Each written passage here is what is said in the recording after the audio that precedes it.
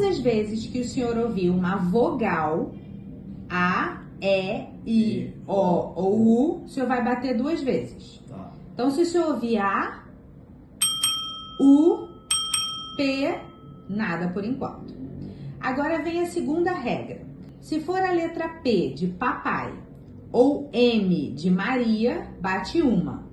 Posso começar? Pode. A, U, G, N, M, C, P, U, P, K, Z, M, M, U, W, Y, P, O, A, B, C.